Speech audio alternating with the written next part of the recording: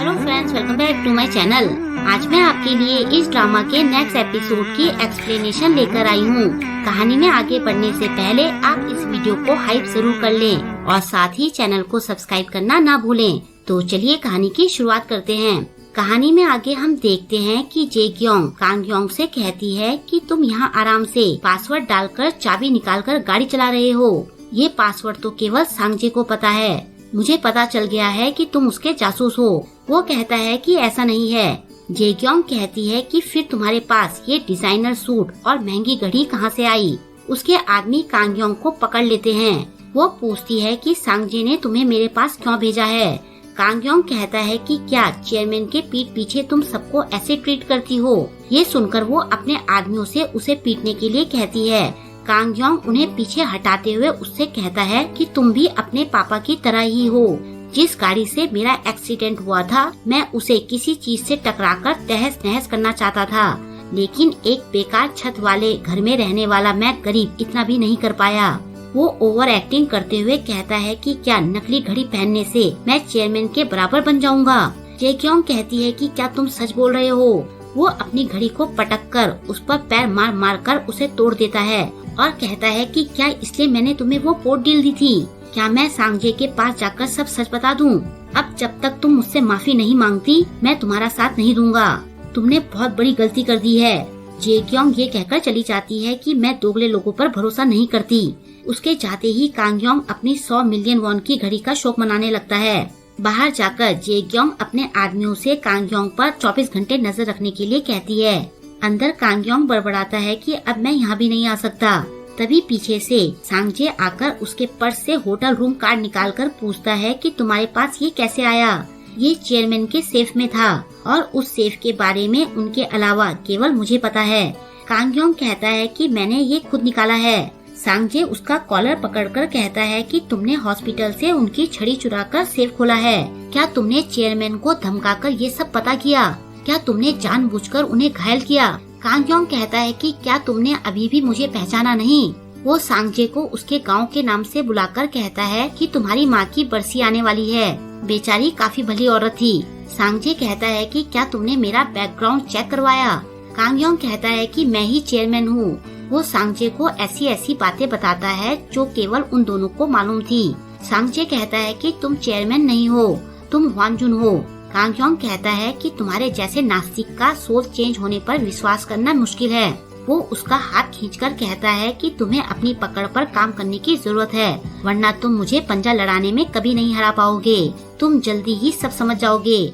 ऐसा कहकर वो वहाँ से चला जाता है।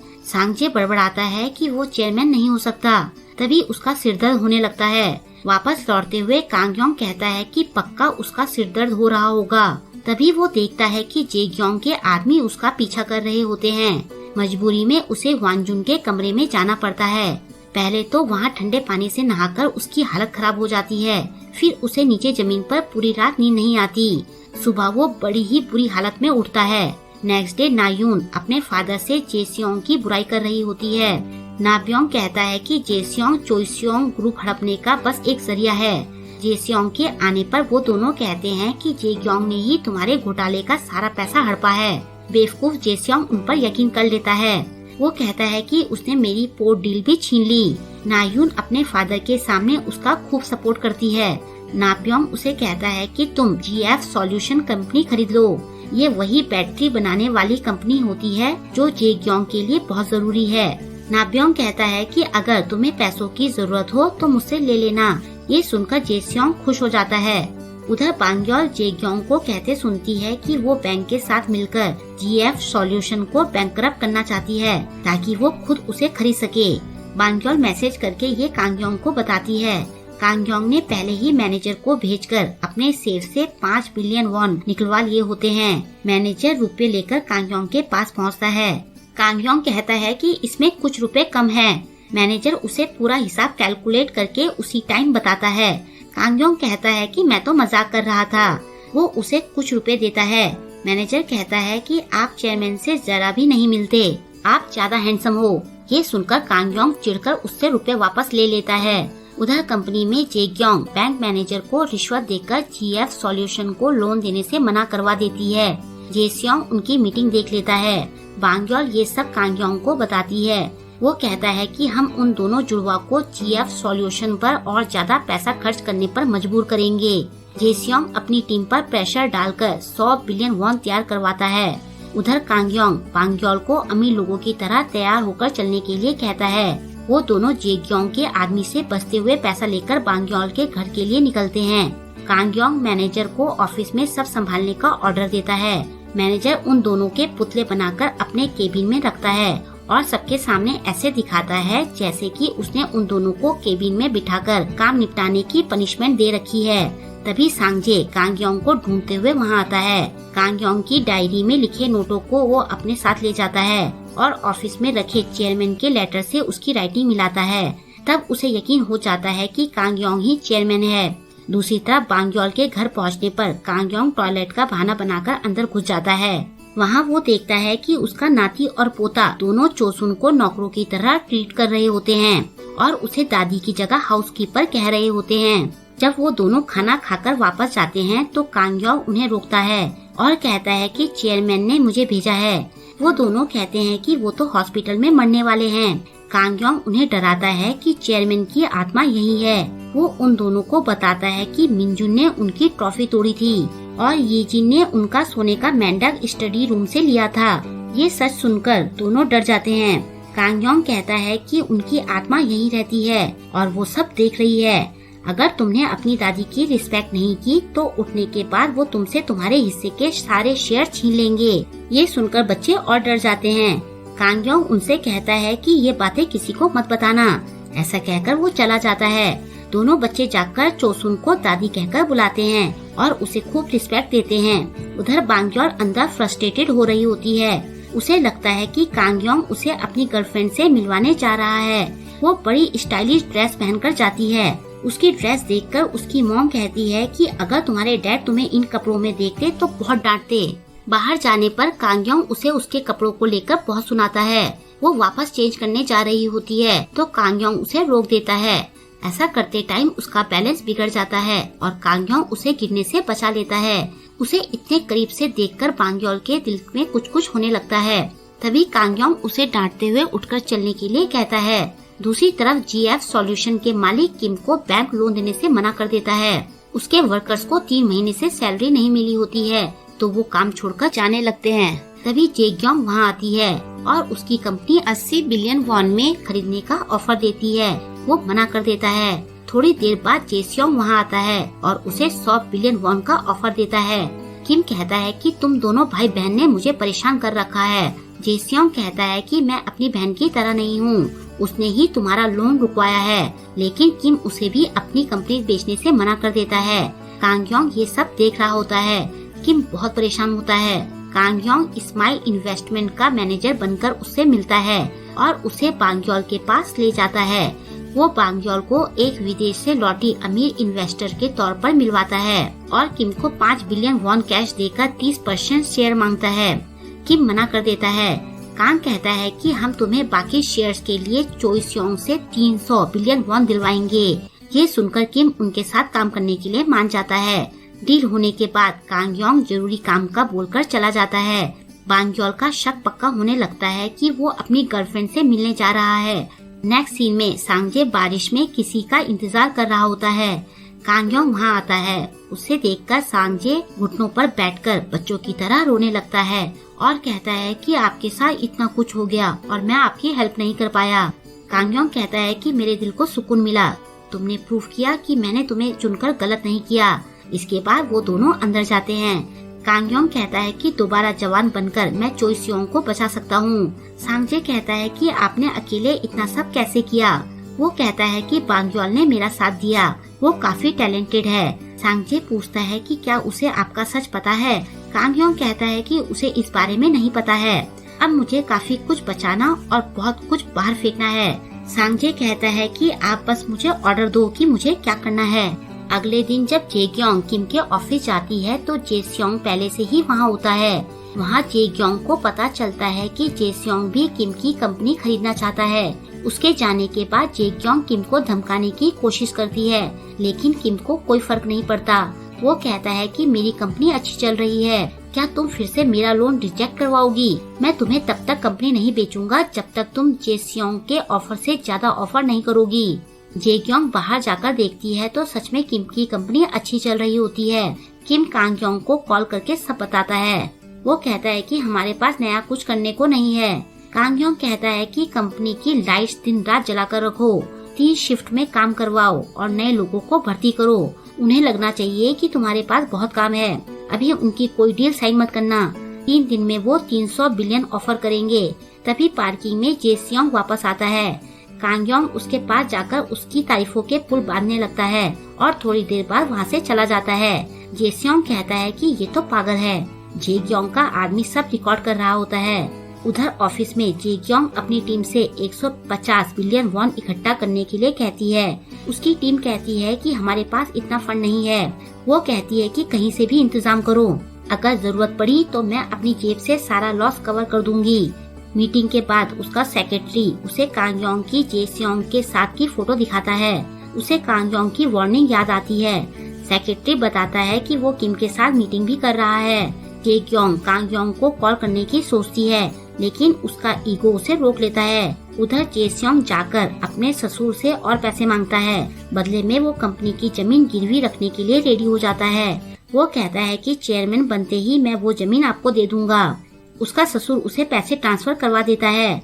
नेक्स्ट सीन में हम देखते हैं कि किम अपनी कंपनी को ऑक्शन कर रहा होता है और दोनों जुड़वा बोली लगा रहे होते हैं। बढ़ते बढ़ते बोली 300 बिलियन वॉन तक पहुंच जाती है। जेसियोंग बोली जीत जाता है। जेक्योंग उसका कॉलर पकड़ते हुए कहती है कि अगर तुम ऐसे ही बोली बढ़ाते रहे तो हमारा ही लॉस है। वो कहता है कि मुझे इससे फर्क नहीं पड़ता, मुझे बस तुम्हें हराना है। अगर तुम्हारे घोटाले का पैसा खत्म हो गया है तो तुम्हें भी मेरी तरह अमीर परिवार में शादी करनी चाहिए थी। तुम जितनी बोली बढ़ाओगी मैं उससे ज्यादा बोली लगाऊंगा। जेक्योंग कहती है कि पापा ने तुम्हें वार्न किया था कि नाओपियोंग अच्छा आदमी नहीं है। जेसियोंग कहता है कि तुम उनकी बात कब से सुनने लगी, तुमने तो उन्हें मारने की कोशिश की थी। वो कहती है कि उसमें तुम भी मेरे साथ थे। जेसियोंग उसे चिढ़ाते हुए ये कहकर चला जाता है कि मैं तो GF सॉल्यूशन खरीदने जा रहा हूँ। जब जेक्योंग बाहर जाती है तो बाहर उसे कांगयोंग खड़ा मिलता है। वो कहता है कि मुझ पर डाउट करने पर तो ये होना ही था, तुम GF सॉल्यूशन हार गई। जेक्योंग उसे चुप रहने का बोलकर जाने लगती है। वो पूछता है कि क्या तुम्हें हेल्प चाहिए, मैं उसे रोक सकता हूँ। जेक्योंग कहती है कि तुम ये नहीं कर सकते। कांगयोंग कहता है कि इसका मतलब तुम चेयरमैन नहीं बनना चाहती हो।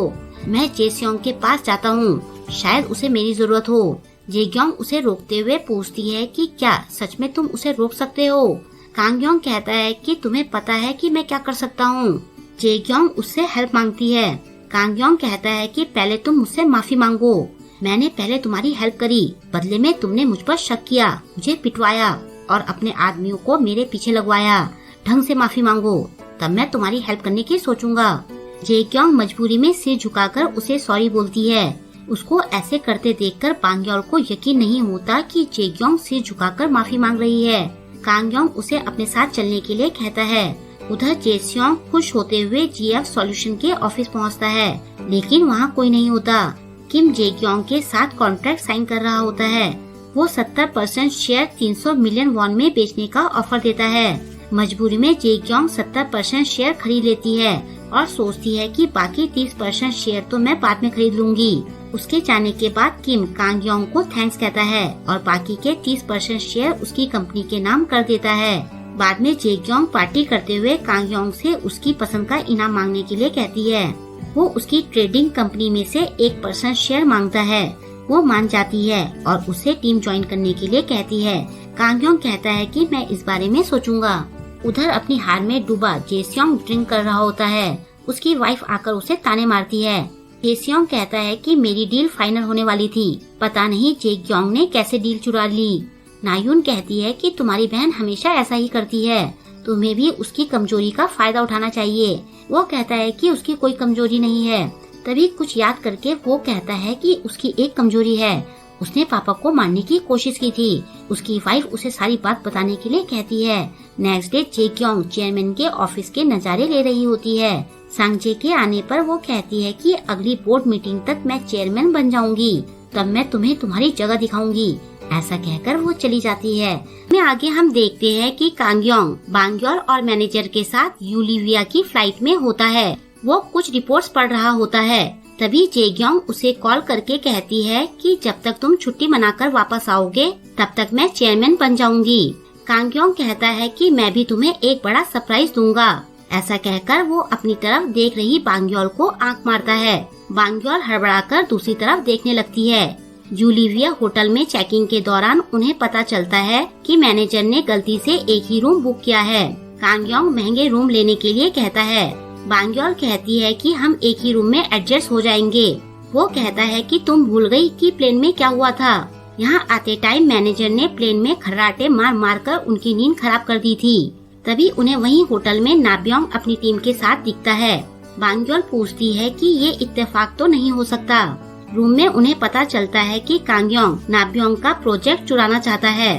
कांगयोंग उन्हें बताता है कि नाब्योंग पिछले साल से इस प्रोजेक्ट में लगा है। वो यूलिविया में मिले लिथियम के भंडार के राइट्स चाहता है। इसके लिए वो 3 बार सर्वे भी कर चुका है। यहाँ मिला लिथियम टॉप क्वालिटी का है। अगर हम कंपनी को ये प्रोजेक्ट दिला देते हैं तो हम कंपनी के टॉप शेयर होल्डर बन जाएंगे। बांग्योल पूछती है कि क्या तुम फर्जी कंपनी बना के ये करना चाहते हो। कांगयोंग कहता है कि हमारे पास ऑलरेडी स्माइल इन्वेस्टमेंट है। बांग्योल कहती है कि हमें माइनिंग राइट्स कैसे मिलेंगे। वो कहता है कि सांगजे एक अमेरिकी माइनिंग कंपनी को 35 बिलियन वॉन में खरीद रहा है। बांग्योल कहती है कि तुमने तो पहले से ही सब प्लान कर रखा है। वो उन्हें कहता है कि हमें यहाँ के प्राइम मिनिस्टर को अपने विश्वास में लेना होगा। उसके पास ही सारा कंट्रोल है। मैनेजर पूछता है कि तुम नाब्योंग से इतनी नफरत क्यों करते हो। वो कहता है कि हमने अभी बैटरी बनाने वाली कंपनी खरीदी है। लिथियम बैटरी के लिए जरूरी होता है। ये फ्यूचर इन्वेस्टमेंट के लिए है। बांग्योल कहती है कि तुम तो चेयरमैन जैसी बातें कर रहे हो। मैनेजर उसे कांगयोंग का मजाक उड़ाने से मना करता है। बांग्योल पूछती है कि आप इसे इतनी इज्जत क्यों देते हो। बाद में वो कांगयोंग से पूछती है कि मैनेजर तुम्हारे सामने इतने नर्वस क्यों रहते हैं। वो कहता है कि मैनेजर को लगता है कि मैं चेयरमैन का सीक्रेट बेटा हूँ। बांग्योल कहती है कि क्या उन्होंने ये बात मान ली। वो कहता है कि मैं और चेयरमैन सेम दिखते हैं। उधर कंपनी के शेयर्स के दाम आसमान छू रहे होते हैं। सारे बोर्ड मेंबर्स जेग्योंग की तारीफों के पुल बांध रहे होते हैं। दूसरी तरफ जेस्योंग की टीम परेशानी में होती है क्योंकि उनका लीडर हार चुका होता है। तभी नायून अपने पति की जगह डायरेक्टर बनकर ऑफिस आती है। जेस्योंग बीमारी का बहाना बनाकर हॉस्पिटल में भर्ती हो जाता है। वो अपनी वाइफ को बताता है कि पहले तो जेग्योंग पापा को बेहोश रखना चाहती थी। तभी उनको होश आ गया और उसने पापा का मुंह तकिए से दबाना शुरू कर दिया। नायून पूछती है कि तुमने तो कुछ नहीं किया ना। वो कहता है कि मैंने तकिया को बस टच किया था। नायून कहती है कि तुम किसी से कुछ मत कहना वरना वो सारा ब्लेम तुम पर डाल देगी। हम वक्त आने पर उसे अपने रास्ते से हटा देंगे। अब नायून टीम मेंबर्स को अपना प्लान बताना शुरू करती है। नेक्स्ट सीन में सांगजे कांगयोंग को कॉल करके सब बताता है। वो कहता है कि जेग्योंग आपके ऑफिस में आकर मुझे धमका कर गई। कांगयोंग पूछता है कि जेस्योंग कैसा है। सांगजे कहता है कि उसने बीमार होने का बहाना बनाकर नायून को ऑफिस भेज दिया। कांगयोंग कहता है कि उसने मुझसे वादा किया था कि वो कभी अपनी वाइफ को ऑफिस में नहीं आने देगा। फिर वो सांगजे को अमेरिकन माइनिंग कंपनी जल्दी खरीदने के लिए कहता है। दूसरी तरफ कंपनी में जेग्योंग एम्प्लॉय को लंच करा के अपने फेवर में करने में लगी होती है। वो उन्हें बोनस देने के लिए भी कहती है। तभी नायून अपनी टीम के साथ वहाँ आती है। उसे देखकर जेग्योंग का मूड ऑफ हो जाता है। कांगयोंग उसे मैसेज करके नायून से सतर्क रहने के लिए कहता है। वो बड़बड़ाती है कि ये मेरी तरह ही सोचता है। उधर कांगयोंग रात को माइनिंग कंपनी पर स्टडी कर रहा होता है, लेकिन पास में सोया मैनेजर बार बार उसे परेशान करने लगता है। हद तो तब हो जाती है जब मैनेजर बहुत जोर से पाते हुए गंदी बदबू छोड़ देता है। बेचारे कांगयोंग को बाहर जाना पड़ जाता है। बाहर का दरवाजा खुला होने पर वो जाकर देखता है। तभी बाहर से बांग्योल अंदर आती है। दोनों एक दूसरे को देखकर डर जाते हैं। बांग्योल अंदर जाकर नूडल्स खाती है और अपनी मॉम की बनाई किमची खाते हुए अपनी मॉम की तारीफ करती है। अपनी वाइफ के हाथों की बनी किमची देखकर कांगयोंग के मुंह में पानी आने लगता है। बांग्योल उसे चिढ़ाकर किमची खाने लगती है। कांगयोंग उससे टेस्ट करने के लिए मांगता है। फिर वो उससे पूरी किमची मांगता है। बांग्योल किमची के बदले उससे पैसे मांगती है। वो खुशी खुशी पैसे दे देता है। इसके बाद वो दोनों यूलिविया के प्राइम मिनिस्टर को अपनी तरफ करने के लिए प्लान में लगे होते हैं। कांग योंग कहता है कि हम उसे केवल पैसों से नहीं खरीद सकते, ये एक गवर्नमेंट डील है, हमें सोच समझकर सब करना होगा। बांग ग्योल कहती है कि ये इतना मुश्किल क्यों है। कांग योंग कहता है कि तुम्हें अच्छे से पढ़ाई करनी चाहिए थी। वो भड़कते हुए कहती है कि अमेरिका में खाने पीने की बहुत प्रॉब्लम हुई, पापा के डर की वजह से मैं घर पर कॉल भी नहीं कर पाती थी। अगर मैं ज्यादा अच्छा करती तो मेरे भाई बहन वापस नहीं आने देते, और अगर मैं ज्यादा बुरा करती तो पापा मुझे वहीं रखते। मैं बीच में फंस गई थी। मैंने हर तरह के काम करके कनेक्शन बनाए, मैं बहुत बिजी रहती थी। कांग योंग कहता है कि मुझे ये कैसे पता होगा, तुम रिजल्ट लाकर दो, शायद तब शॉक से तुम्हारे पापा कोमा से उठ जाएं। उधर घर में चोसुन दोनों बच्चों से उनके अच्छे बिहेवियर की वजह पूछती है। बच्चे कहते हैं कि आप हमेशा हमें खाना बनाकर खिलाती हो। वो कहती है कि सच बताओ वरना तुम्हारे दादाजी तुम्हें डांटेंगे। बच्चे पूछते हैं कि क्या आपको भी वो दिखाई देते हैं, जैसे कि उस लंबे और सुंदर आदमी को दिख रहे थे। उसने कहा था कि दादाजी यही है और हम पर नजर रख रहे हैं। चोसुन को याद आता है कि कुछ दिन पहले कांग योंग वहाँ आया था। वो सोचती है कि उसने ऐसा क्यों किया। इसके बाद जेग्योंग वहाँ आती है। चोसुन कहती है कि मैं तुम्हारे पापा से मिलना चाहती हूँ। जेग्योंग कहती है कि मैं आपके मिलने का इंतजाम कर देती हूँ। ये सुनकर चोसुन खुश हो जाती है। जेग्योंग उसे कहती है कि बोर्ड मीटिंग होने वाली है, मैं चाहती हूँ कि आप आकर मेरे सपोर्ट में बोलें। वो उसे खूब इमोशनल कर देती है और उसे माता कहती है। चोसुन उसके फेवर में बोलने के लिए मान जाती है। जेग्योंग का पति ये सब सुन लेता है और बाद में पूछता है कि उस दिन तुमने पापा के साथ क्या किया था। मुझे तकिया जमीन पर गिरा मिला था। जेग्योंग कहती है कि वो जिंदा तो हैं, तुम वो सब छोड़ो, अब हम फाइनली खुश रह सकते हैं।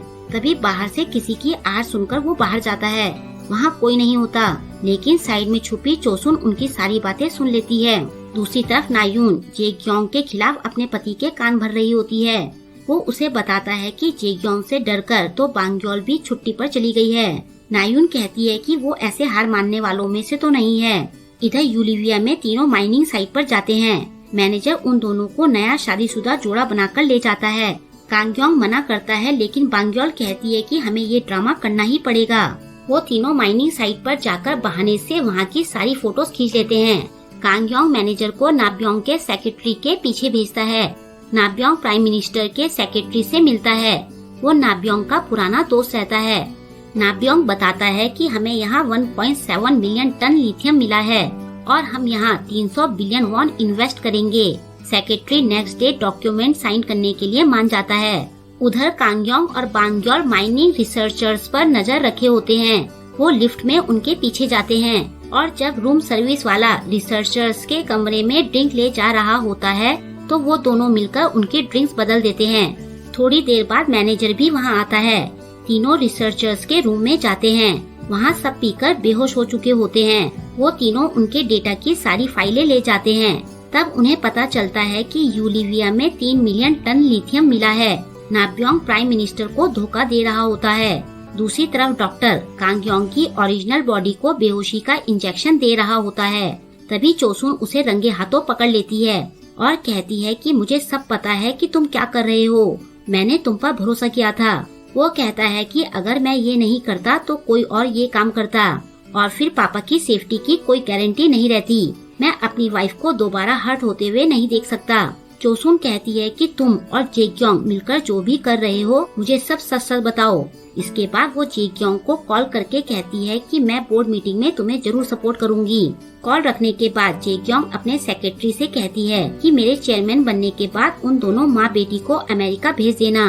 फिर वो खुद को चेयरमैन और कांग योंग को एमडी की पोस्ट पर बैठाने का प्लान बनाती है। इधर नायून को पता चलता है कि पोर्ट की डील और जीएफ सॉल्यूशन की डील बीच में बिगाड़ने वाला कांग योंग था। उसे ये भी पता चलता है कि कांग योंग और बांग ग्योल दोनों एक ही टीम में है और दोनों ही साथ में छुट्टी पर गए हैं। उसका उन दोनों पर शक गहरा होता जाता है। उधर यूलिविया में कांग योंग बांग ग्योल और मैनेजर के साथ नाब्योंग की साइनिंग पार्टी के लिए तैयार होता है। बांग ग्योल स्टाइलिश बनकर आती है। वो बिल्कुल ही अलग लग रही होती है। वो तीनों पार्टी में पहुँचते हैं और साइनिंग से ठीक पहले ही सेक्रेटरी के सामने नाब्योंग की पोल खोल देते हैं। वो पूरे सबूतों के साथ अपनी बात रखते हैं। नाब्योंग का झूठ देखकर सेक्रेटरी चिढ़ जाता है और नाब्योंग को धक्का देकर बाहर निकाल देता है। नाप्योंग पागलों की तरह चीखने लगता है। इसके बाद बांग्योल प्राइम मिनिस्टर के सामने अपना प्रपोजल रखती है, जो कि काफी अच्छा होता है। लेकिन प्राइम मिनिस्टर कहता है कि मैं अनजाने लोगों पर भरोसा नहीं कर सकता। तुम नाप्योंग की जासूसी कर रहे थे, तुम भी भरोसे के लायक नहीं हो। यह गवर्नमेंट का प्रोजेक्ट है। ऐसा कहकर वो उन्हें भी बाहर निकालने लगता है। बांग्योल कांगयोंग से कहती है कि तुम इन्हें वो अमेरिकन कंपनी दे दो और चोइसियोंग के थोड़े शेयर्स भी दो। कांगयोंग मान जाता है।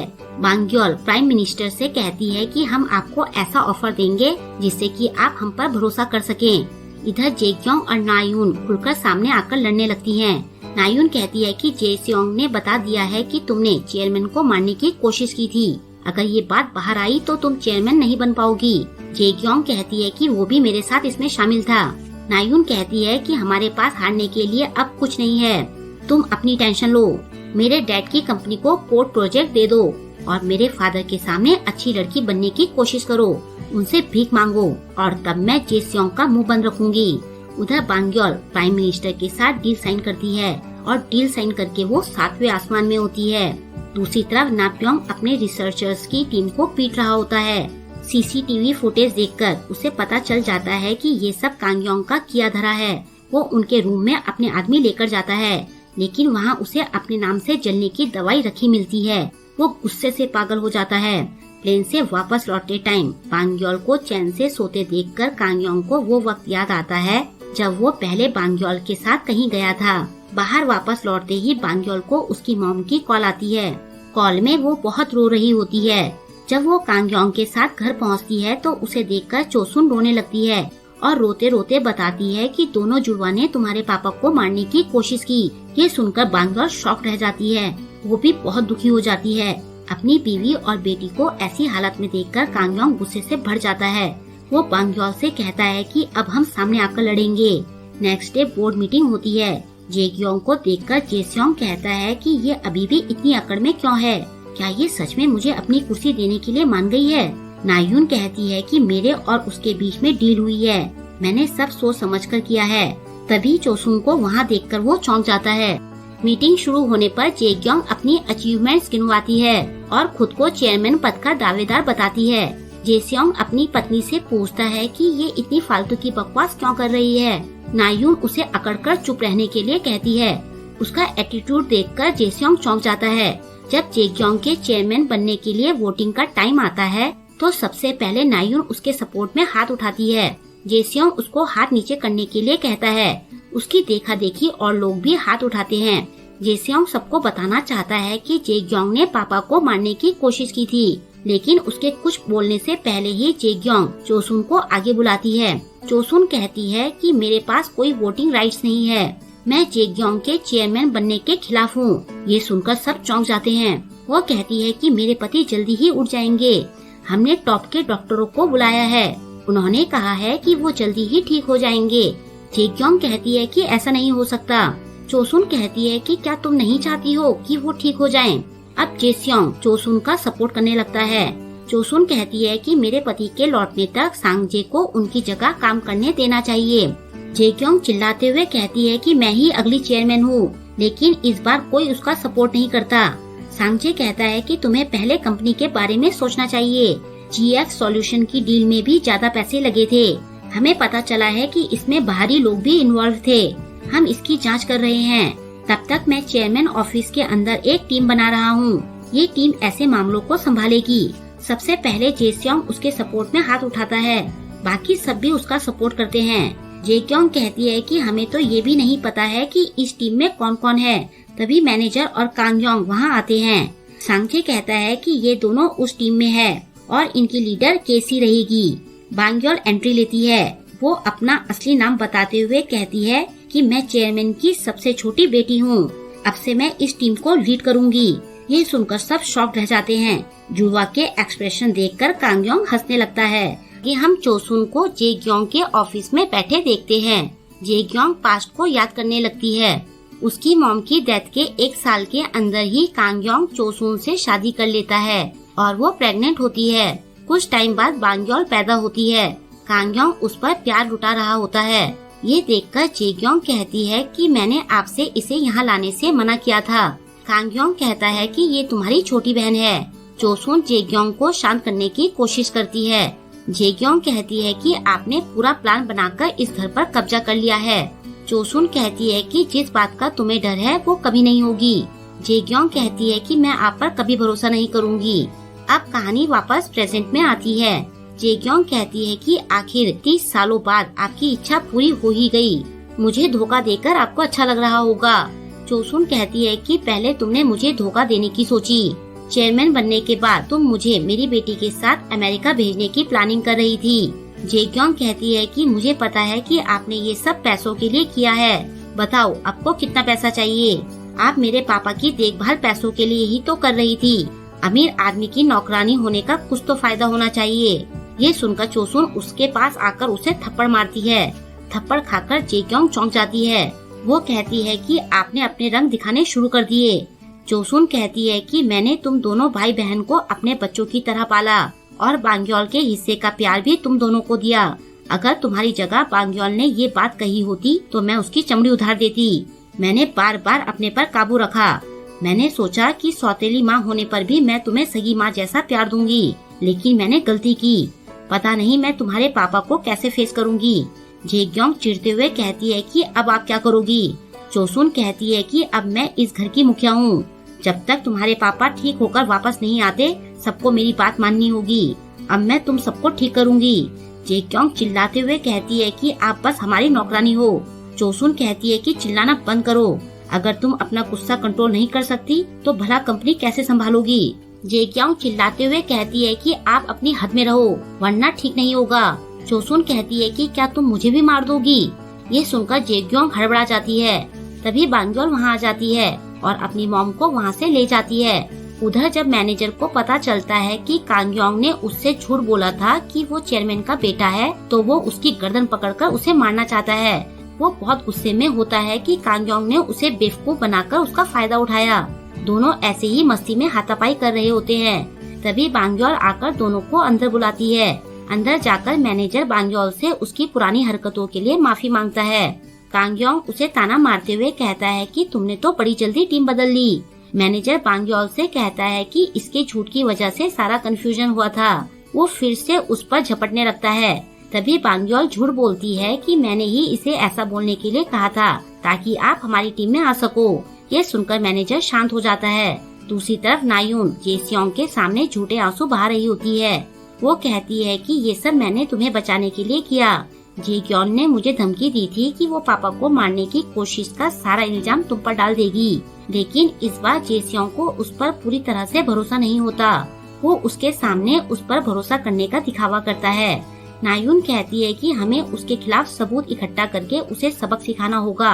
हम बस एक दूसरे पर ही भरोसा कर सकते हैं। बाद में बाहर जाते टाइम नायुन अपने पापा को कॉल करके बताती है कि मैंने जेसियोंग को संभाल लिया है। इसके बाद वो उन्हें कंपनी में हुए पूरे ड्रामा की खबर देती है, लेकिन इस बार जेसियोंग उसकी बातें सुन लेता है। उसे याद आता है कि जब वो नायुन को पहले अपनी कंपनी में काम करवाने के लिए ले गया था तब उसके पापा ने उसे नायुन से बचकर रहने के लिए कहा था। उन्होंने कहा था कि ये अपने परिवार में सबसे शातिर है। नापयोंग ने कुछ सोचकर ही तुम्हारी शादी इससे की है। अभी भी उसे नायुन पर यकीन होता है। दूसरी तरफ जेग्योंग अपने पापा को देखने हॉस्पिटल जाती है। उसे अपने पति पर शक होता है, लेकिन उसका पति उसे अपनी बातों में लेकर उसका शक दूर कर देता है। वापस लौटते टाइम वो अपने सेक्रेटरी से कहती है कि मैं हुआनजुन को वापस आने पर मजबूर कर दूंगी। इधर ऑफिस में कांग्योंग, बांग्योल और मैनेजर अपना सामान लेने जाते हैं। वो डेस्क के नीचे होते हैं। तभी उनकी पूरी टीम वहां आकर उनकी बुराई करने लगती है। उनके जाने के बाद बांग्योल देखती है कि उसकी पुरानी क्लब की पार्टी वाली फोटोज वायरल हो रही होती है। ऑफिस में सब उन तीनों से दूरी बना लेते हैं। बांग्योल कहती है कि ये सब जेग्योंग का किया धरा है। जब मैं बाहर थी तो वो मेरे दोस्तों से मेरी जासूसी करवाती थी और मेरे बारे में झूठी बातें फैलाती थी। मेरे लिए ये नई बात नहीं है। जब मैं बाहर पढ़ रही थी तब भी मेरे साथ ऐसा ही होता था। हम देखते हैं कि पहले जब बांग्योल की क्लासमेट्स उसे बुली करती हैं, तो वो घर पर कॉल करती है। कांग्योंग उसे डांटते हुए कहता है कि मैंने तुम्हें वहाँ रोने के लिए नहीं भेजा है। मुझे कमजोर बच्चे नहीं चाहिए। बेचारी बांग्योल अकेली पड़ जाती है। मैनेजर रोते हुए कहता है कि तुमने बहुत कुछ सहा है। वो कहती है कि जब मैंने रिएक्ट करना छोड़ दिया तो उन्होंने मुझे परेशान करना बंद कर दिया। कांगयोंग कहता है कि क्या तुम्हें सच में लगता है कि बुली बच्चों से निपटना इतना आसान है। हम देखते हैं कि बांग्योल की कॉल के बाद कांगयोंग सांगजे के साथ अमेरिका जाता है और सारे बुली बच्चों को बहुत बुरी तरह से धमकाता है। वो छुपकर बांग्योल पर कुछ टाइम तक नजर भी रखता है। अब बांग्योल उसके पीछे पड़ जाती है कि आखिर तुम्हारे कहने का मतलब क्या था, कहीं तुम मेरा अटेंशन पाने की कोशिश तो नहीं कर रहे हो। कांगयोंग को उसमें बचपन वाली बांग्योल नजर आती है, जिसे देखकर उसे हंसी आ जाती है। बांग्योल कहती है कि तुम मुझे देखकर हंस रहे थे। कांगयोंग कहता है कि तुम अपने ख्वाबों ख्यालों की दुनिया से बाहर आओ। बांग्योल पूछती है कि क्या तुम्हें जेलसी हो रही है। तभी नायुन अपनी टीम के साथ वहाँ आती है, जिसमें मैनेजर का सीनियर रहता है। वो उन तीनों को बहुत ताने मारता है। नायुन कांगयोंग की चापलूसी करना चाहती है, लेकिन कांगयोंग उसे ही ताने मारते हुए उसकी बेइज्जती कर देता है। तभी उसे किम का फोन आता है। वो कहता है कि खेल अब शुरू हो रहा है। जेग्योंग की टीम के सामने नई प्रॉब्लम आ जाती है। उसे बैटरी के लिए लिथियम की जरूरत होती है और मार्केट में लिथियम की कमी हो जाती है। उसे पता चलता है कि स्माइल इन्वेस्टमेंट नाम की नई कंपनी के पास यूलिविया में लिथियम माइनिंग के राइट्स हैं। वो अपने सेक्रेटरी से इस कंपनी के बारे में पता करने को कहती है। उधर नाब्योंग भी स्माइल इन्वेस्टमेंट के बारे में पता करवा रहा होता है, लेकिन दोनों को ही कंपनी के सीईओ के बारे में पता नहीं चल पाता। नाब्योंग अपनी बेटी पर अपना गुस्सा निकालता है। वो कहता है कि तुम्हारा पति एक नंबर का निकम्मा और नालायक है और तुमने मुझसे उस पर इतना इन्वेस्ट करवा दिया। नायुन उसे एक वोट का राइट्स देते हुए कहती है कि ये आपका गुस्सा शांत करने में मदद करेगा। वो कहता है कि जेग्योंग ने तो सोचा था कि इसके बदले हम चेयरमैन बनने में उसकी हेल्प करेंगे, अब तो वो पागल हो रही होगी। नायुन कहती है कि उसके सामने बांग्योल नाम की बड़ी प्रॉब्लम है। तभी उसे जेस्योंग की कॉल आती है। वो उसे नाब्योंग से मिलवाने के लिए कहता है। नायुन कहती है कि अभी वो बहुत बिजी हैं, मैं भी उनसे नहीं मिल पा रही हूँ। कॉल रखने के बाद नाब्योंग कहता है कि धीरे धीरे करके उसे अपने जाल में ढंग से फंसा लो। इसके बाद नायुन बाहर जाती है। दूसरी तरफ से जेस्योंग उसे कंपनी से निकलते हुए देख लेता है। वो बड़बड़ाता है कि क्या तुम जानबूझकर मुझे अवॉइड कर रही हो। रात को घर पर जब सब डिनर के लिए बैठते हैं तो उन्हें उनकी पसंद का खाना नहीं मिलता। चोसुन उनकी पसंद का मेन्यू लाकर उनके सामने फाड़ देती है और कहती है कि आज से सब कुछ मैं डिसाइड करूंगी। अगर किसी को कुछ प्रॉब्लम है तो वो जा सकता है। जेग्योंग का पति कहता है कि हम लोग अब से अलग खाएंगे। दिन में चोसुन ने उसे कांगयोंग को जल्दी ठीक करने के लिए कहा था। उसने कहा था कि तुम इन्हें ठीक करो और मैं जेग्योंग पर नजर रखूंगी कि अब वो कुछ गलत ना करे। इसके बाद वो जेग्योंग और अपने बेटे को लेकर चला जाता है। नायुन भी जेस्योंग से चलने के लिए कहती है। चोसुन उसे कहती है कि तुम दोबारा से जेस्योंग को धोखा देने की कोशिश मत करना। तुम अपना वादा तोड़कर कंपनी में आई, मैं इसे नजरअंदाज कर रही हूँ। आई होप कि तुम जो भी कर रही हो वो जेस्योंग के लिए कर रही हो। नायुन उसे गुड नाइट कहकर चली जाती है। बाद में जेस्योंग नायुन से कहता है कि तुम ये जानती हो कि मैं तुम्हें कितना प्यार करता हूँ। मैं तुम्हारे बिना नहीं रह सकता। तुम्हारे पापा जो भी कहें तुम मेरा साथ मत छोड़ना, मैं सब ठीक कर दूंगा। नायुन कहती है कि मैं सब जानती हूँ। दूसरी तरफ बांग्योल, कांगयोंग, मैनेजर और सांगजे डिनर पर जाते हैं। बांग्योल कांगयोंग को गिफ्ट देती है क्योंकि उसने चेयरमैन के लिए एक फेमस कॉमा एक्सपर्ट का इंतजाम किया था। गिफ्ट में एक महंगी टाई होती है। फिर बांग्योल उसे उसकी हेल्प के लिए थैंक्स कहती है। तभी कांगयोंग को नर्स कॉल करके बताती है कि तुम्हारी दादी को पता चल गया है कि तुमने एक्सीडेंट की वजह से फुटबॉल छोड़ दी है। उन्होंने यहाँ बहुत हंगामा किया और फिर वो पता नहीं कहाँ गायब हो गई। कांगयोंग जल्दी से अपने कमरे में पहुँचता है। वहाँ उसकी दादी खाना बना रही होती है। कांगयोंग कहता है कि जल्दी वापस हॉस्पिटल चलो। दादी पूछती है कि क्या तुम्हारी टांग दर्द कर रही है, क्या तुम ढंग से चल पा रहे हो। वो रोते हुए कहती है कि मुझे ये कैसे पता नहीं चला। मैं सब कुछ भूल सकती हूँ लेकिन अपने पोते को नहीं भूल सकती। तुम कितनी बार गिरे और भागे लेकिन तुम्हारी टांग में कभी चोट नहीं लगी। वो कहता है कि मुझे मुआवजे में काफी पैसा मिल गया है। दादी कहती है लेकिन अब तुम फुटबॉल नहीं खेल पाओगे। तुम्हारे साथ ये किसने किया, भगवान उसे कभी माफ नहीं करेगा। कांगयोंग को याद आता है कि कैसे उसने ह्वानजुन की गरीबी का मजाक बनाया था। वो दादी से कहता है कि अभी कुछ खत्म नहीं हुआ है, मैं दोबारा मैदान में जाऊंगा। दादी कहती है कि मैं रोज तुम्हारी मालिश करूंगी। फिर वो उसे बैठाकर जबरदस्ती खाना खिलाती है। खाना चाखने पर कांगयोंग को वो बहुत टेस्टी लगता है। नेक्स्ट मॉर्निंग एक्सरसाइज करते टाइम जेग्योंग अब तक हुई सारी बातें सोचने लगती है। उसे कांगयोंग पर शक होने लगता है। सेक्रेटरी आकर उसे बताता है कि स्माइल सॉल्यूशंस में 30% चोइसोंग कंपनी का हिस्सा है। फिर वो उसे यूलिविया में पार्टी के अंदर कांगयोंग की फोटो दिखाता है। सारे डॉट्स मिलाने पर जेक्योंग को सब समझ में आ जाता है। वो कांगयोंग को कॉल करती है। कांगयोंग उसे मिलने के लिए बुलाता है। वो चिल्लाते हुए उसके ऑफिस पहुंचती है, लेकिन वहां उसे बांग्योल मिलती है। साइड से कांगयोंग भी आ जाता है। जेक्योंग कहती है कि इतना कुछ करना तुम दोनों के बस की बात तो नहीं है। बांग्योल कहती है कि तुम मुझे अभी भी वो छोटी बच्ची समझती हो जिसे तुमने अमेरिका भेज दिया था। तब से मैं बड़ी हो चुकी हूँ। जेक्योंग कहती है कि तुम हवा में मत उड़ो। कांगयोंग कहता है कि अगर तुम्हें लिथियम चाहिए तो तुम्हें हमसे ही खरीदना पड़ेगा। जेक्योंग कहती है कि सांगजे भी इसमें शामिल है। ये तुम सबकी मिली भगत है। मैं बोर्ड मेंबर्स के सामने इस बात को उठाऊंगी। बांग्योल कहती है कि फिर मैं भी तुम्हारे 350 बिलियन वॉन के घोटाले को सामने लाऊंगी। जेक्योंग कहती है कि तुम्हारे पास इसका कोई सबूत नहीं है। कांगयोंग कहता है कि जो फाइल सांगजे ने चेयरमैन को दी थी, शायद तुम वो देखना चाहती हो। क्या इसे भी हम नेक्स्ट बोर्ड मीटिंग में उठाएं? जेक्योंग कांगयोंग को अकेले में बात करने के लिए कहती है।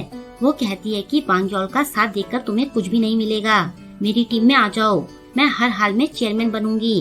कांगयोंग को याद आता है कि उसने भी वांग जुन को ऐसे ही लालच भरे ऑफर दिए थे। वो बोलता है कि मेरी दादी मेरे पैर को पकड़कर रो रही थी। वो पूछती है कि तुम क्या बोल रहे हो? कांगयोंग कहता है कि मैं कभी भी तुम्हारा साथ नहीं दूंगा। मुझे पता है कि मेरा एक्सीडेंट तुम दोनों भाई बहन ने किया था। तुम्हें अपने किए की सजा मिलकर रहेगी। जेक्योंग हड़बड़ाने लगती है। अगले दिन बोर्ड मीटिंग होती है, जहां बोर्ड मेंबर्स जेक्योंग को उसकी गलतियों के लिए बहुत सुनाते हैं। जब सांगजे उन्हें बताता है कि बांग्योल ने यूलिविया में लिथियम के माइनिंग राइट्स हासिल कर लिए हैं, तो वो लोग बांग्योल की खूब तारीफ करते हैं। मीटिंग के बाद बांग्योल कांगयोंग और मैनेजर को मीटिंग के सक्सेसफुल होने की खबर देती है। तीनों खुशी से उछलने लगते हैं। कांगयोंग तो बांग्योल को हक कर लेता है। उसके ऐसा करने से वो शॉक में चली जाती है। मैनेजर तो डांस कर रहा होता है। बाद में रात को जेक्योंग चेयरमैन ऑफिस में जाकर चेयरमैन की कुर्सी के सामने खड़ी होती है। वो कहती है कि मैंने इस कुर्सी को पाने के लिए सब कुछ किया, लेकिन जितना मैं इसके पास जाती हूँ उतना ही मैं इससे दूर होती जाती हूँ। फ्रस्ट्रेट होकर वो कहती है कि ये कंपनी मेरी है। इस कुर्सी को मैं किसी भी हाल में पाकर रहूंगी। तभी उसे नाब्योंग की कॉल आती है। नेक्स्ट सीन में हम दोनों को डिनर टेबल पर देखते हैं। नाब्योंग उसे अपनी टीम ज्वाइन करने के लिए कहता है। वो कहता है कि तुम्हारी बहन ने तुम्हारे साथ साथ मुझे भी नुकसान पहुंचाया है। तुम कहो तो मैं तुम्हारे लिए उसे रास्ते से हटा सकता हूँ। बदले में तुम मेरी बेटी को जेसियोंग की जगह ट्रेडिंग का प्रेसिडेंट बना देना। चाहो तो मैं बाकियों को भी तुम्हारे रास्ते से हटा सकता हूँ। फिर तुम आराम से चेयरमैन बन जाओगी। जेक्योंग पूछती है कि आप डायरेक्ट मेरे फादर को रास्ते से क्यों नहीं हटा देते? तब मैं कंपनी की असली हकदार बन जाऊंगी। ये सुनकर नाब्योंग हंसने लगता है और कहता है कि तुम काफी चालाक हो। तभी मेरा दिमाग तुमसे हार जाता है। दूसरे रूम में जेसियोंग बैठा होता है। वो उन दोनों की सारी बातें सुन लेता है। वो बड़बड़ाता है कि जेक्योंग, क्या तुम इतना गिर चुकी हो? कुछ देर बाद जेक्योंग वहाँ से निकल जाती है। रास्ते में वो देखती है कि उसके ड्राइवर की जगह जेसियोंग बैठा होता है। वो कहता है कि पापा ने हमेशा मुझे पुश किया ताकि मैं तुम्हें हरा सकूं, लेकिन मैं हमेशा हार जाता था। अब मुझे मेरे हारने की वजह पता चल गई है। मैं तुम्हारी तरह निर्दयी नहीं हूँ। तुम तो अपने पापा और भाई की बलि तक देने के लिए तैयार हो गई, तो भला मैं तुमसे कैसे जीत सकता हूँ? जेक्योंग कहती है कि तुमने जो भी सुना है मैं तुम्हें सब समझा सकती हूँ। वो कहता है कि तुम मुझे बेवकूफ बनाना बंद करो। तुम मेरे ससुर के साथ मिलकर मुझे रास्ते से हटाकर चेयरमैन बनना चाहती हो। वो उसे गाड़ी रोकने के लिए कहती है। जेसियोंग कहता है कि मैं सबके सामने तुम्हारी सारी पोल खोल दूंगा। अब तुम डिसाइड करो कि तुम नाब्योंग से दूर रहोगी या फिर मेरे साथ मरना पसंद करोगी। जेक्योंग स्टीयरिंग पकड़कर उसे गाड़ी रोकने के लिए कहती है और तभी उनकी गाड़ी का एक्सीडेंट हो जाता है। जेसियोंग को पुलिस पकड़ लेती है। सारी न्यूज में उसी के बारे में आ जाता है। कांगयोंग भी ये न्यूज देखता है। पुलिस स्टेशन में जेसियोंग देखता है कि उसके खिलाफ सारे सबूत होते हैं। जेसियोंग कहता है कि मेरी बहन ने मेरे ससुर के साथ मिलकर सबको मारने की कोशिश की। उसने मेरे पापा को भी मारने की कोशिश की। मैं तो बस उसे डराना चाहता था। ऑफिसर कहता है कि तुमने जेक्योंग का किडनैप किया और कंपनी में पैसों का घोटाला भी किया। ये सुनकर वो चौंक जाता है। तभी जेक्योंग वहाँ आती है। वो अबला नारी बनने का नाटक करती है और फिर वो जेसियोंग से कहती है कि अब तुम्हें पता चला कि क्यों तुम कभी मुझे नहीं हरा पाए। हम देखते हैं कि जब उसे नाब्योंग की कॉल आई थी तब उसने उसके साथ अपनी मीटिंग की खबर जेसियोंग तक पहुंचा दी थी। उसे पता था कि उसके ड्राइवर की जगह जेसियोंग है। उसने ही खुद एक्सीडेंट करके पुलिस को बुलवाया था। जेक्योंग उसे उसके आपा खोने के लिए थैंक्स कहती है। बाहर रिपोर्टर्स के सवालों से एक बार फिर जेस्योंग अपना आपा खो देता है और फिर वो जेक्योंग की तरफ झपटता है, लेकिन पुलिस वाले उसे पकड़ लेते हैं। तभी कांगयोंग पांग्योल के साथ वहाँ आ जाता है। वो चिल्लाते हुए उसे होश में आने के लिए कहता है। जेस्योंग को उसमें अपने पापा नजर आते हैं। वो कहता है कि मैं फिर से उससे हार गया, मुझे माफ कर दो, मैं आपका नाकारा बेटा हूँ। ऐसा कहते हुए उसकी आंखों में आंसू होते हैं। फिर पुलिस उसे ले जाती है। कांगयोंग जेक्योंग की तरफ देखकर कहता है कि तुम और कितना नीचे गिरोगी। ऐसा कहते हुए उसकी आंखों से आंसू निकलने लगते हैं। तभी उसके सिर में बहुत तेज दर्द होने लगता है। पांग्योल आकर उसे संभालती है। वो सोचता है कि कहीं उसे होश तो नहीं आ रहा है। उधर हॉस्पिटल में उसकी बॉडी की उंगली हिलती है। आगे हम देखते हैं कि कांगयोंग जेक्योंग से पूछता है कि तुमने ये सब क्यों किया। वो कहती है कि तुम दोनों ने मुझे ये करने पर मजबूर कर दिया। ऐसा कहकर वो चली जाती है। कांगयोंग को फिर से चक्कर आने लगते हैं। वो हॉस्पिटल का वीडियो देखकर सोचता है कि मेरी बॉडी में हरकत होने की वजह से ऐसा हो रहा है। तभी सांगजे उसे कॉल करके ऑफिस आने के लिए कहता है। ऑफिस में पुलिस ट्रेडिंग डिपार्टमेंट से सारी फाइलें कलेक्ट करती हैं। कांगयोंग बांग्योल के साथ वहां पहुंचता है तो वो देखता है कि नायून और उसकी टीम को पुलिस पकड़कर ले जा रही होती है। अंदर जाने पर वो सांगजे को बताता है कि शायद मेरी बॉडी जल्दी होश में आ जाएगी। सांगजे पूछता है कि क्या तब आपकी आत्मा वापस ओरिजिनल बॉडी में चली जाएगी। वो कहता है कि ये कहना तो मुश्किल है कि क्या होगा। सांगजे कहता है कि शायद ऑडिट टीम ने जेस्योंग की घोटाले वाली फाइल रिकवर कर ली होगी। ये सब मेरी गलती है। कांगयोंग कहता है कि इसमें तुम्हारी कोई गलती नहीं है, ये सब जेक्योंग का किया धरा है। हम देखते हैं कि जेक्योंग ऑडिट टीम के मेंबर को प्रमोशन का लालच देकर केवल जेस्योंग के घोटाले की फाइल रिकवर करवाती है। फिर वो एक्सीडेंट के बाद पुलिस को घोटाले की खबर देकर जेस्योंग को फंसा देती है। उधर चोसुन हॉस्पिटल में कांगयोंग की बॉडी के पास होती है। जेक्योंग का पति आकर उसे बताता है कि जेक्योंग को हल्की खरोंचें लगी हैं, लेकिन इस बार उसने सारी हदें पार कर दी हैं। वैसे चेयरमैन की हालत सुधर रही है और वो जल्दी ही होश में आ जाएंगे।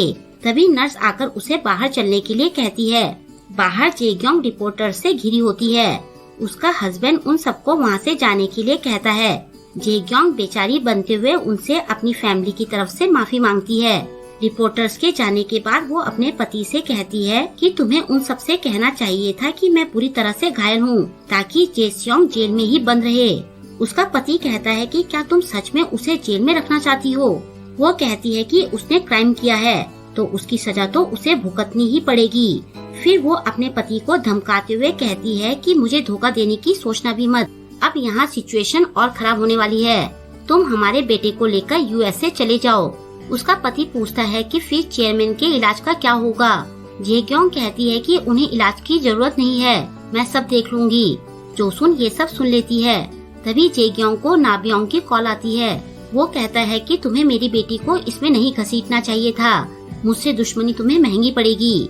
जेक्योंग कहती है कि ये तुम्हें पहले सोचना चाहिए था। हम देखते हैं कि जब नाब्योंग उसे अपनी मदद का ऑफर दे रहा था, उस टाइम उसकी बेटी भी वहाँ आई थी। उसे इस बारे में सब पता था। तब जेक्योंग ने उनका ऑफर ये कहकर ठुकरा दिया था कि मैं अपने भाई बहन को खुद संभालूंगी। अब वो नाब्योंग से कहती है कि मैं तुम्हें भी नहीं छोड़ूंगी। ऐसा कहकर वो चली जाती है। चोसुन डॉक्टर के पास आकर उसे चेयरमैन को जल्दी होश में लाने के लिए कहती है। उधर सांगजे ऑडिट टीम के मेंबर को पकड़कर कहता है कि तुमने जेक्योंग का साथ क्यों दिया। वो कहता है कि मेरे पास और कोई चारा नहीं था। सांगजे उसे जेक्योंग की फाइल्स रिकवर करने के लिए कहता है। वो कहता है कि इसमें टाइम लग सकता है। इसके बाद वो दोनों जाकर जेक्योंग की फाइल रिकवर करने लगते हैं। तभी टीम मेंबर इमरजेंसी बटन दबा देता है। जेक्योंग सिक्योरिटी टीम के साथ वहाँ आती है और उनसे पूछती है कि इस टाइम तुम दोनों यहाँ क्या कर रहे हो। टीम मेंबर सांगजे को फंसा देता है कि ये मुझसे आपके बारे में झूठी फाइल्स तैयार करवा रहे थे। जेक्योंग ऑडिट टीम से सांगजे को अरेस्ट करने के लिए कहती है। वो उसका फोन भी जब्त करवा लेती है और उसे एक्टिंग चेयरमैन की पोस्ट से भी हटा देती है। अगले दिन वो इमरजेंसी मीटिंग बुलाती है और कहती है कि कंपनी वैसे ही इतनी मुसीबतों में है। उस पर सांगजे ने मेरे खिलाफ झूठी फाइल्स तैयार करके मुझे फंसाने की कोशिश की। बोर्ड मेंबर सांगजे को गलत मानने के लिए तैयार नहीं होते। बांग्योल कहती है कि क्या तुम्हारा डिपार्टमेंट बिल्कुल क्लीन है। जेक्योंग कहती है कि पहले तुम सबूत लेकर आओ, तब मुझ पर कोई इल्जाम लगाना। वैसे सांगजे तुम पर बहुत भरोसा करता था, क्या इन सारी सिचुएशन से निकलने का तुम्हारे पास और कोई प्लान है? कांगयोंग कहता है कि शायद तुम्हारे पास बेटर प्लान है। जेक्योंग कहती है कि ट्रेडिंग डिपार्टमेंट को बचाने के लिए हमें 20% स्टाफ को निकालना होगा। सबसे पहले हम उनके वाइस प्रेसिडेंट चोई को निकालेंगे। बांग्योल कहती है कि फिर ट्रेडिंग जिन प्रोजेक्ट पर काम कर रहे हैं उनका क्या होगा? जेक्योंग कहती है कि ज्यादातर क्लाइंट ट्रेडिंग से अपने प्रोजेक्ट पीछे खींच रहे हैं। एक बोर्ड मेंबर कहती है कि ऐसा करने से कंपनी की इमेज गिर सकती है। जेक्योंग कहती है कि सारा काम अब AI से हो रहा है, सब ऐसा ही कर रहे हैं। वो कहती है कि बांग्योल की टीम स्टाफ को निकालने का काम देखेगी। सांगजे के बिना इन्हें अपनी वैल्यू दिखानी होगी। फिर वो कांगयोंग के पास जाकर कहती है कि अगर तुमने मना किया तो सबसे पहले मैं तुम सबको निकालूंगी। वो सांगजे को पुलिस के पास सौंपने की धमकी भी देती है। कांगयोंग मजबूरी में इस काम के लिए मान जाता है। बाद में जेक्योंग सांगजे के पास जाती है। वो कहता है कि क्या तुम कंपनी को बर्बाद करना चाहती हो? जेक्योंग कहती है कि मैं इसे अपने तरीके से बचा रही हूँ, भले ही मुझे इसके लिए कंपनी के लोगों को ही बेचना पड़े। सांगजे कहता है कि चेयरमैन के उठने के बाद उन्हें ये देखकर बड़ा दुख होगा कि उन्होंने कैसे तुम्हें पाला। जेक्योंग कहती है कि वो मेरी तारीफ करेंगे क्योंकि ये सब उन्होंने ही मुझे सिखाया है। बाद में सेक्रेटरी आकर उसे बताता है कि ऑडिट टीम जेसियोंग की विदेश में प्रॉपर्टी देख रहे हैं, वो नायुन को इसमें फंसा देंगे। तभी जेक्योंग को नाब्योंग की कॉल आती है। वो कहता है कि मेरी बेटी को छोड़ने का तुम क्या लोगी? वो कहती है कि पहले तो मेरी कंपनी के मामलों में दखल देने के लिए तुम माफी मांगो। नाब्योंग उसे सॉरी बोलता है। जेक्योंग उसे ट्रेडिंग में उसके छुपे हुए शेयर देने के लिए कहती है। वो कहती है कि तुम मेरे भाई को बेवकूफ बना सकते हो लेकिन मुझे नहीं। ये सुनकर नाब्योंग गुस्से में आकर अपना फोन पटक देता है। दूसरी तरफ ट्रेडिंग के मेंबर्स बांग्योल के ग्रुप से दूरी बना लेते हैं। मैनेजर कांगयोंग को कहता है कि ये सब तुम्हारी वजह से हुआ। कांगयोंग उन्हें कहता है कि जेक्योंग ने सांगजे को बंदी बना रखा है और उसने हम तीनों को फायर करने की भी धमकी दी थी। अब तुम ही बताओ कि मैं क्या करता। इसके बाद लोगों को काम से निकालने की जिम्मेदारी वो मैनेजर को दे देता है, लेकिन मैनेजर को लोग अपनी परेशानियां बताकर इमोशनल कर देते हैं। वो किसी को भी नहीं निकाल पाता। ये देखकर कांगयोंग खुद लोगों को निकालता है, जिसके लिए उसे बहुत गालियाँ पड़ती हैं। ये देखकर बांग्योल जेक्योंग से बात करने जाती है और कहती है कि क्या तुम ट्रेडिंग को हड़पने के लिए उसे बर्बाद कर दोगी? जेक्योंग कहती है कि तुम्हारी मॉम भी ऐसे ही भोला भाला चेहरा बनाकर हमारे घर पर कब्जा करने आई थी, तुम बाकी सब कब जाने आई हो? बांग्योल कहती है कि तुम मुझे ऐसा करने के लिए मजबूर कर रही हो। जेक्योंग कहती है कि मेरे भाई के बाद तुम्हारा नंबर है, अगर तुम ट्रेडिंग को बचाना चाहती हो तो स्माइल इन्वेस्टमेंट्स के अपने 30% शेयर्स मुझे दे दो। इसके बाद बांग्योल कांगयोंग के पास जाती है और कहती है कि हम ये सही नहीं कर रहे हैं। उन दोनों में काफी बहस होती है। कांगयोंग कहता है कि क्या फिर मैं सांगजे को बलि चढ़ जाने दूं या फिर हम तीनों को जेक्योंग के सामने थाली में रखकर परोस दूं।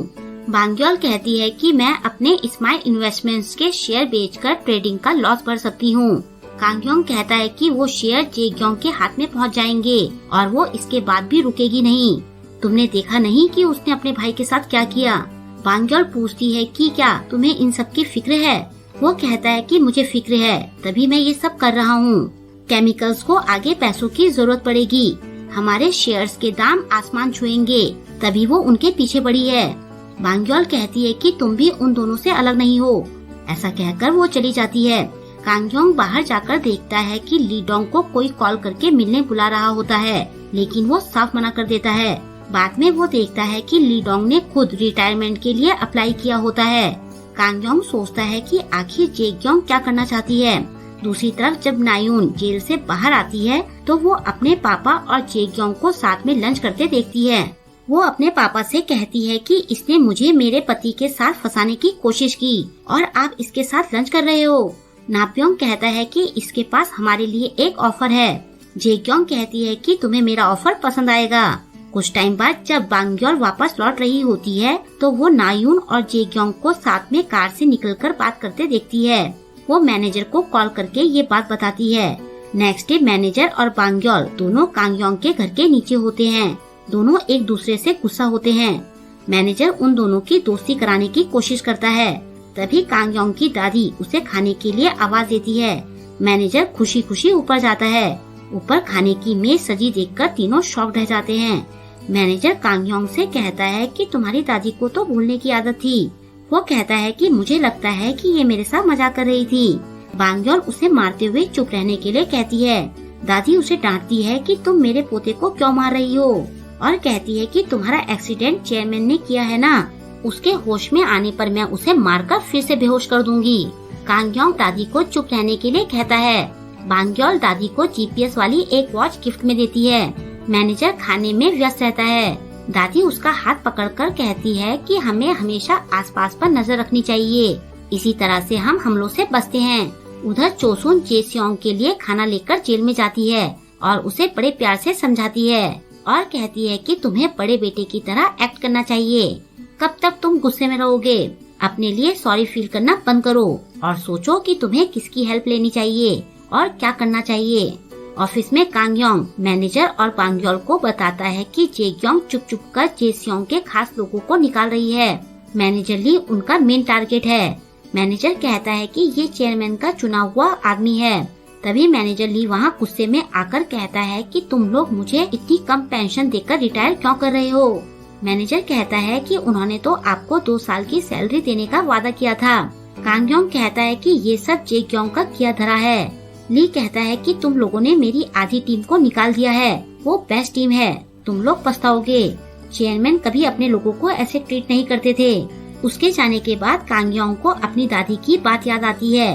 वो मैनेजर और बांग योल को सब पता करने के लिए कहता है। सब अपने काम में लग जाते हैं। वो जेग्योंग के रूम के कचरे को लाकर जोड़ जोड़ कर चेक करने लगते हैं। तब उन्हें पता चलता है कि ट्रेडिंग के हाइड्रोजन प्रोजेक्ट के लोगों को तेहा अपने यहाँ लेना चाहता है। इसमें जेग्योंग नाप्योंग की हेल्प कर रही होती है। मैनेजर ली को उसकी पूरी टीम बहुत मानती है। ली के जाते ही सब उसके साथ ही चले जाएंगे। बांग योल कहती है कि जेग्योंग ने हमें मोहरे की तरह इस्तेमाल किया और नाप्योंग को चांस दे दिया। वो तीनों ली को मनाने जाते हैं, लेकिन ली अपनी टीम के साथ जा चुका होता है। इसके बाद जेग्योंग नाप्योंग को हाइड्रोजन प्रोजेक्ट 300 बिलियन वॉन में बेच देती है और ट्रेडिंग की सेवियर बन जाती है। नाप्योंग कहता है कि तुम्हारे फादर को ये डील अच्छी नहीं लगेगी। जेग्योंग कहती है कि बिजनेस में फीलिंग्स की कोई जगह नहीं होती। इसके बाद वो दोनों सीक्रेट डील करते हैं, जिसमें जेग्योंग को 100 बिलियन वॉन एक्स्ट्रा मिलते हैं, जो उसकी अपनी जेब में जाते हैं। वो कहती है कि सारे पैसे आते ही मैं एक्सपर्ट्स की टीम भेज दूंगी। उसे याद आता है कि उसने बड़ी मेहनत से हाइड्रोजन प्रोजेक्ट बनाया था, लेकिन कांग योंग ने कंपनी के फायदे के लिए वो प्रोजेक्ट जेसियोंग की टीम को दे दिया था। इसके बाद जेग्योंग कंपनी में जाती है, जहां उसे कांग योंग खड़ा मिलता है। वो कहता है कि ये सब तुम्हारा प्लान था, लेकिन तुमने हाइड्रोजन प्रोजेक्ट क्यों बेचा? वो कहती है क्योंकि पापा ने इसे जेसियोंग के लिए बनाया था। वो हमेशा से ही उसे बेस्ट दिया करते थे, इसलिए मैंने अकेले लड़ना सीखा। एक बार मैंने उसके लिए लाया इंस्ट्रूमेंट काट दिया था। मुझे लगा कि वो हल्ला मचाएंगे, लेकिन उन्होंने कुछ नहीं किया। तब से मुझे पता चल गया कि मुझे बस जीतना है, फिर मैं चाहे जो भी करूं, वो कुछ नहीं कहेंगे। कांग योंग सोचता है कि उस टाइम मुझे वही करना सही लगा। मैं तुम्हें और दुखी नहीं करना चाहता था, मैंने ही तुम्हें ऐसा बना दिया। रात को उसे याद आता है कि उसने वांजुन से कहा था कि मेरी कंपनी का कोई कुछ नहीं बिगाड़ सकता। वो बड़बड़ाता है कि अपनी कंपनी को बर्बाद करने वाला मैं ही हूँ। तभी बांग योल उसे मैसेज करती है कि हमें सांगजे मिल गया है। बांग योल को सफाई वाली लेडीज बताती है कि उन्होंने एक कमरे में सांगजे को कैद देखा है। बांग योल और मैनेजर सफाई वाले बनकर जाते हैं और वहाँ से सांगजे को छुड़ा ले आते हैं। सांगजे की हालत देखकर कांग योंग को बहुत बुरा लगता है। वो कहता है कि ट्रेडिंग को बचाने का एक रास्ता है। बांग योल कहती है कि अब स्माइल इन्वेस्टमेंट्स के शेयर बेचकर भी कुछ नहीं होगा। कांग योंग कहता है कि अगर जेग्योंग चेयरमैन बन गई तो सब तबाह हो जाएगा। सांगजे पूछता है कि हम क्या कर सकते हैं। वो कहता है कि हमें जेसियोंग को बाहर निकालना होगा, उसके घोटाले का इल्जाम चेयरमैन पर डाल दो। जेसियोंग के शेयर ट्रेडिंग को बचा सकते हैं, तब हम हाइड्रोजन प्रोजेक्ट वापस ले सकते हैं। सांगजे कहता है कि क्या तुम उन्हें फिर से क्रिमिनल बनाना चाहते हो? मैनेजर भी कहता है कि तुम पागल हो गए हो।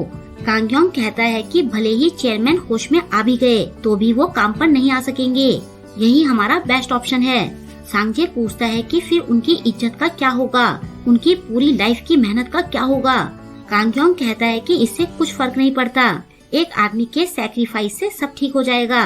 मैनेजर उसका कॉलर पकड़ते हुए पूछता है कि ये डिसाइड करने वाले तुम कौन हो। वो कहता है कि मैं बाद में सब ठीक कर दूंगा। तभी बांग्योल उसको पंच मार देती है। वो कहती है कि तुम मेरे पापा के साथ ऐसा नहीं कर सकते, तुम उनकी लाइफ बर्बाद करने वाले होते कौन हो, वो चेयरमैन है। कांगयोंग हंसते हुए कहता है कि मुझे लगा था कि तुम मुझसे नफरत करती हो। उसे हंसता देखकर बांग्योल और चिढ़ जाती है। कांगयोंग कहता है कि तुम चाहे जो भी करो, लेकिन मेरा जवाब नहीं बदलेगा। चेयरमैन को ये कुर्बानी देनी ही होगी। तुम्हें इस बार अपने पापा को धोखा देना होगा। घर में बांग्योल बहुत गुस्से में होती है। वो अपनी मॉम को सारी बात बताती है। चोसुन कहती है कि वो सही बोल रहा है, तुम्हारे फादर भी यही करते, ऐसा करके तुम सब भी सेफ रहते। उन्होंने कभी जताया नहीं, लेकिन तुम बच्चे उनके लिए सब कुछ हो। बांग्योल कहती है कि सब उनकी तरफ उंगली उठाएंगे और उन्हें ब्लेम करेंगे। चोसुन कहती है कि तुम्हारे पापा या मेरे हस्बैंड होने से पहले वो कंपनी के चेयरमैन हैं। अगर ऐसा करने से कंपनी बच सकती है तो वो ये जरूर करेंगे। तुम्हारे फादर ने ऐसे ही जिंदगी जी है। वो देखती है कि कांगयोंग ने उसे मैसेज किया होता है कि अब सब तुम्हारे हाथ में है। अगले दिन जेक्योंग ट्रेडिंग को बचाने का क्रेडिट ले रही होती है। वो नायुन को भी क्रेडिट देती है और उसे जेस्योंग की जगह डायरेक्टर बने रहने के लिए कहती है। दोनों खुश हो रहे होते हैं। तभी जेस्योंग वहाँ आता है और कहता है कि मैं वापस आ गया हूँ। जेक्योंग चौंकते हुए पूछती है कि तुम बाहर कैसे आए। कांगयोंग और बांग्योल वहाँ आते हैं और बांग्योल न्यूज चलाती है। सब देखते हैं कि सांगजे कन्फेस कर रहा होता है कि सारा घोटाला चेयरमैन ने किया था। पूरे घोटाले की जांच दोबारा शुरू हो जाती है। सांगजे को विटनेस बना दिया जाता है। हम देखते हैं कि पहले बांग्योल जाकर जेस्योंग को सब बताती है, लेकिन वो अपने फादर को फंसाने से मना कर देता है। बांग्योल कहती है कि फिर तुम यहीं सड़ते रहो, तुमने पापा पर एक्सीडेंट का ब्लेम डालकर घोटाले का पैसा छुपाया था। जेस्योंग उसे जाने से रोकता है। बांग्योल कहती है कि ये सब मैं कंपनी को बचाने के लिए कर रही हूँ। मैं जेक्योंग को उनकी कंपनी बर्बाद नहीं करने दूंगी। अब से तुम वही करोगे जो मैं तुम्हें करने के लिए कहूँगी। वो हाँ बोलता है। अब वो जेक्योंग के कंधे पर हाथ रखकर बोलता है कि मुझ पर लगे चार्ज खत्म हो गए हैं। मैं अपनी बहन के साथ ड्राइविंग पर गया था। तुम मुझ पर किडनैपिंग का केस तो नहीं करोगी ना? तुम तो कंपनी की इमेज की काफी फिक्र करती हो। फिर वो सबसे कहता है कि अब से मैं पूरी मेहनत से काम करूँगा। जेक्योंग बड़बड़ाती है कि मैं इस फालतू की लड़ाई से परेशान हो गई हूँ। शाम को बांग्योल का ग्रुप पार्टी के लिए जाता है, लेकिन बांग्योल और कांगयोंग एक दूसरे से चिढ़े होते हैं। कांगयोंग उसे कहता है कि हमारे पास और कोई चारा नहीं था और तुमने मेरा जबड़ा लगभग तोड़ ही दिया था। वो कहती है कि जब तक तुम ये ठीक नहीं करते मैं तुम्हें माफ नहीं करूँगी। दूसरी तरफ जेक्योंग हॉस्पिटल में पहुँचती है। नर्स उसे वहाँ आते देखती है। उधर घर पर दादी को कांगयोंग अपने सामने दिखाई देता है और फिर वो बाहर चला जाता है। दादी भी उसके पीछे पीछे जाती है। उधर पार्टी करते टाइम कांगयोंग के फोन में अलर्ट का मैसेज आता है। उसे बेहोशी सी आने लगती है। हॉस्पिटल में जेक्योंग बाहर जाती है और पूरे हॉस्पिटल में हड़कंप मच जाता है। जेक्योंग कार में बैठकर सेक्रेटरी से कहती है कि कोई कॉल मत उठाना, मैं सोना चाहती हूँ। उधर रेस्टोरेंट में कांगयोंग अचानक से बेहोश हो जाता है। जेस्योंग ऑफिस में जेक्योंग के पास जाता है और उसे कॉलर पकड़कर गुस्से में कहता है कि तुम पापा को अपने हाथों से कैसे मार सकती हो। वो लगभग उसे मार ही देता है और यहीं पर आज के वीडियो की एंडिंग हो जाती है। आई होप कि आपको आज का वीडियो पसंद आया होगा। आपको आज का वीडियो कैसा लगा मुझे कमेंट करके जरूर बताएं और वीडियो को लाइक और शेयर करना ना भूलें। अगर अभी तक आपने मेरे चैनल को सब्सक्राइब नहीं किया है तो प्लीज मेरे चैनल को सब्सक्राइब कर लें और लेटेस्ट वीडियोस की नोटिफिकेशन पाने के लिए बेल आइकन को प्रेस करना ना भूलें। मिलते हैं जल्द ही इसके नेक्स्ट वीडियो के साथ। Thank you.